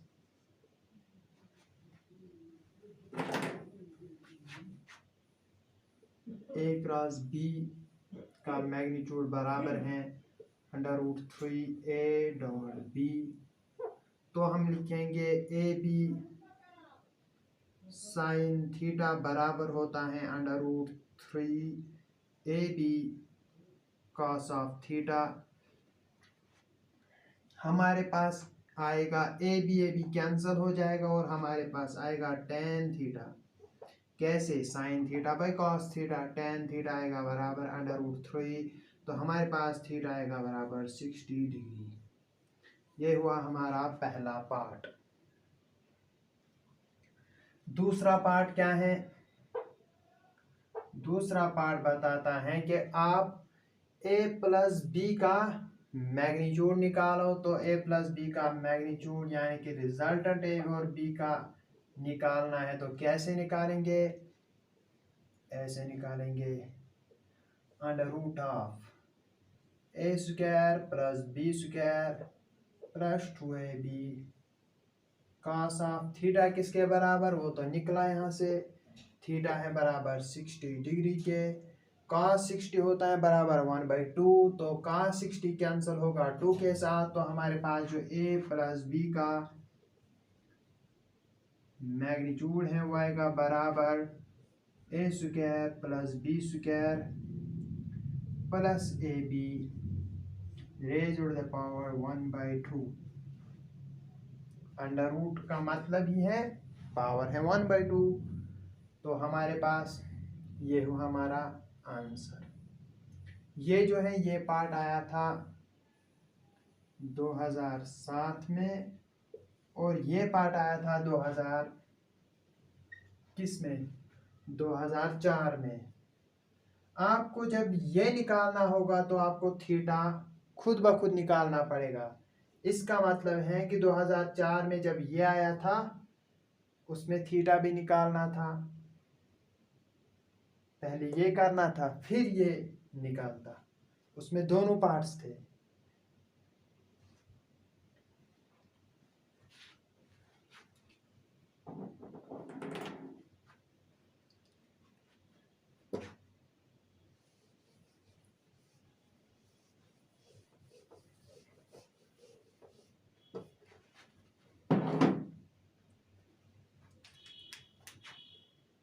अब हमारे पास और एक क्वेश्चन है, वो भी नीट में आया है, नीट 2006 और 2016 में। ये 6 और 16 मिलता जुलता। हमारे पास दिया गया था कि a प्लस बी का मैग्नीट्यूड बराबर है a माइनस बी के मैग्नीट्यूड के। तो हमें क्या निकालना था, फाइंड थीटा, हमें थीटा निकालना था। हम क्या करेंगे, सॉल्यूशन पहले हम ट्रुक देखेंगे। अगर हमें थोड़ा माइंड से भी आप ऐसे ही कर सकते हो। अगर आपको पता होगा कि ए प्लस बी का मैग्नीट्यूड बराबर होता है under root of A square plus B square plus 2ab cos of theta. A minus B का मैग्नीट्यूड बराबर होता है A square plus B square minus 2ab cos of theta. ये और ये ए प्लस बी और ए माइनस बी कब आपस में बराबर होंगे, जब 2ab कॉस ऑफ थीटा इसमें भी नहीं होगा और इसमें भी नहीं होगा। ये कब नहीं होंगे, जब थीटा 0 होगा, जब थीटा 90 डिग्री होगा। जब थीटा 90 डिग्री होगा तो कास थीटा 0, वो टर्म्स दो 0 बन जाएगी। तो आपका under root of A square plus B square बराबर आएगा under root of A square plus B square. ये ऐसे हुआ कि अगर आपको अगर आप ऐसे भी अगर आप ऐसे करेंगे तो आपको सॉल्व नहीं करना पड़ेगा। मैंने क्या कहा, मैंने ऐसा कहा कि A square plus B square plus 2ab cos of theta बराबर है, ये तो कहता है ना A square plus A plus B का मैग्नीट्यूड बराबर है ए माइनस बी के। तो हम लिखेंगे ऐसे A square plus B square minus 2ab cos of theta. अगर आप ऐसे सोचेंगे कि ये कब बराबर होगा इसके, ये बराबर होगा इसके तब जब ये टर्म अगर इसमें नहीं होती, अगर ये टर्म इसमें नहीं होती तो ये आपस में बराबर होते। ये टर्म कब गायब हो जाएगी, जब ये टर्म 0 बन जाएगी। ये टर्म कब 0 बनेगी, जब कास थीटा 0 होगा। कास थीटा कब 0 होगा, जब थीटा होगा 90। ये हुआ। अगर आपको ये ट्रिक आती है तो इतना आसान है क्वेश्चन। अगर आपको ये नहीं आता तो फिर आपको अच्छी तरह से मेथड करना पड़ेगा। कैसे करना पड़ेगा, आपको अंडर रूट को अंडर रूट के साथ कैंसिल करना पड़ेगा, ए स्क्वायर को बी स्क्वायर के साथ, ए स्क्वायर बी स्क्वायर ये आपस में कैंसिल। तो हमारे पास आएगा 2ab कॉस ऑफ थीटा बराबर आएगा minus 2ab cos of theta के। हमारे पास आएगा 4ab, जब ये यहाँ आएगा तो ये 2ab plus 2ab 4ab cos of theta आएगा बराबर 0 के। तो ये इसमें डिवाइड होगा तो कास थीटा बराबर आएगा 0 के, तो थीटा आएगा बराबर 90 डिग्री के।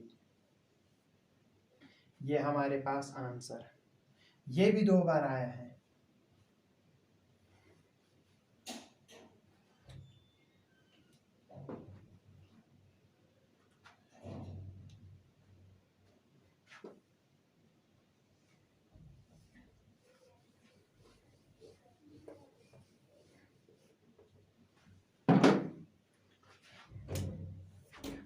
अब हमारे पास और एक इलस्ट्रेशन है, the unit vector perpendicular to both a and b vector. The unit vector यहाँ पर लिखेंगे n cap, perpendicular to both a vector and b vector is given by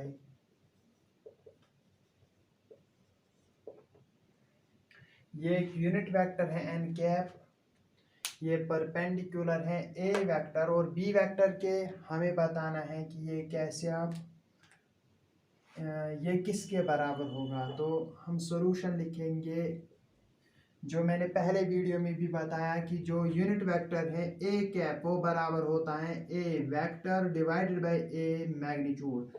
जो यहाँ पर है ए क्रॉस एन कैप, तो N cap किसके बराबर आएगा, एन कैप बराबर आएगा इसका वेक्टर। एन कैप कौन सी डायरेक्शन है, एन कैप डायरेक्शन है ए क्रॉस बी की। ए क्रॉस बी की डायरेक्शन एन कैप, तो ए क्रॉस बी का वेक्टर क्या आएगा, a vector cross B vector. ये खुद में एक क्या है, ये खुद में ए क्रॉस बी एक वेक्टर है, क्योंकि ए क्रॉस बी की अलग एक डायरेक्शन है अपनी। और डिवाइड में होगा ए क्रॉस बी का क्या, पहले ए वेक्टर ऊपर नीचे ए का मैग्नीट्यूड, ए वेक्टर का मैग्नीट्यूड ऊपर ए क्रॉस बी नीचे ए क्रॉस बी का मैग्नीट्यूड, ये आएगा हमारे पास एन कैप।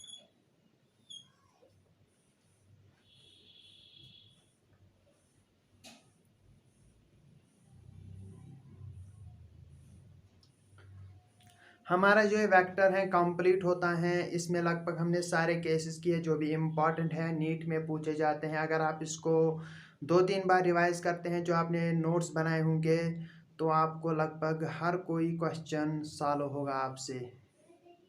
बाकी दीजिए इजाज़त, अल्लाह हाफिज़।